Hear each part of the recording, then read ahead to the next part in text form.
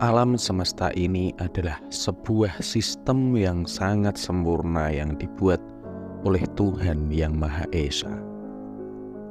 Segala sesuatu yang terjadi di alam semesta ini selalu memiliki keterkaitan yang erat karena terjadinya perambatan energi atau gelombang yang terjadi dengan alam.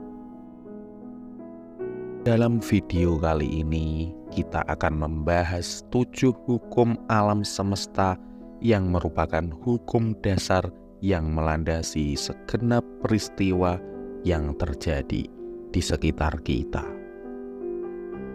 Yang pertama yaitu hukum sebab akibat. Hukum ini merupakan hukum kehidupan yang fundamental. Segala sesuatu yang terjadi pada diri kita selalu memiliki sebab khusus. Pemikiran merupakan sebuah sebab dan kondisi adalah akibatnya. Maka apapun pemikiran yang Anda tebarkan akan berkulminasi pada suatu tindakan yang menimbulkan akibat.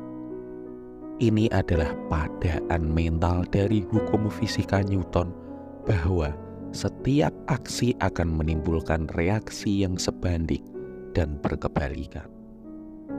Dan hukum ini berlaku dengan prinsip yang sama. Maka penting bagi kita untuk mengingat apa yang kita inginkan dan bukan apa yang tidak kita inginkan. Kualitas atau keadaan yang terjadi saat ini merupakan hasil dari apa yang telah Anda tebarkan dalam keadaan masa lalu. Yang kedua yaitu hukum daya tarik. Apa yang secara dominan Anda pikirkan akan menarik orang-orang dan lingkungan yang harmonis dengan pikiran-pikiran itu ke dalam kehidupan Anda. Seperti yang dikatakan dalam Law of Attraction, yaitu secara metafisik, makin besar vibrasi yang Anda keluarkan, semakin besar daya tariknya. Proses ini mirip dengan hukum resonansi. Anda selalu menarik semua hal yang Anda pikirkan, baik itu positif maupun negatif. Akal sehat senantiasa mengatakan apa yang sebaiknya Anda kerjakan, meskipun seringkali terdapat kesepakatan yang mencegah Anda untuk melakukannya. Yang ketiga yaitu hukum kreativitas. Di luar dua energi interaktif, yin dan yang, jantan dan betina, muncul energi yang ketiga. Terdapat pasukan ide yang melimpah ruah yang siap untuk Anda ubah, dan seluruhnya secara dramatis akan mengembangkan potensi, kebahagiaan, dan kesuksesan Anda. Segala hal yang tercipta di dunia ini adalah hasil interaksi kedua energi yang saling bertentangan, akan tetapi saling melengkapi. Keduanya berada dalam diri kita, akan tetapi hanya akan efektif jika dimanfaatkan dan diseimbangkan. Yang keempat yaitu hukum substitusi. Anda tidak bisa sekedar berhenti melakukan sesuatu. Keinginan kuat atau ketetapan hati sebesar apapun tidak akan tahan dengan kekosongan atau kevakuman yang terjadi secara terus-menerus. Untuk menghentikan sesuatu kebiasaan atau sikap, Anda mesti mencari penggantinya. Gantikan pemikiran tentang apa yang tidak Anda inginkan dengan pemikiran tentang apa yang Anda inginkan. Tidak ada sesuatu yang bisa menghilang sama sekali. Sesuatu tersebut harus digantikan atau disalurkan ulang dengan substitusi. Yang kelima yaitu hukum pelayanan. Berhentilah melayani orang lain dengan cara yang sebenarnya tidak Anda inginkan, karena imbalan yang Anda peroleh akan selalu sama dengan pelayanan Anda. memberi perlakuan kepada orang lain di balik meja dengan cara yang sama dengan di depan meja, maka pada akhirnya akan berlangsung dengan prinsip yang sama. Anda akan selalu diimbali dengan proporsi yang persis sama dengan nilai dari layanan Anda kepada orang lain. Yang keenam yaitu hukum penggunaan. Kekuatan alami apapun, bakat atau talenta akan mengalami kemandekan jika tidak digunakan. Sebaliknya akan menjadi semakin kuat jika semakin sering dimanfaatkan.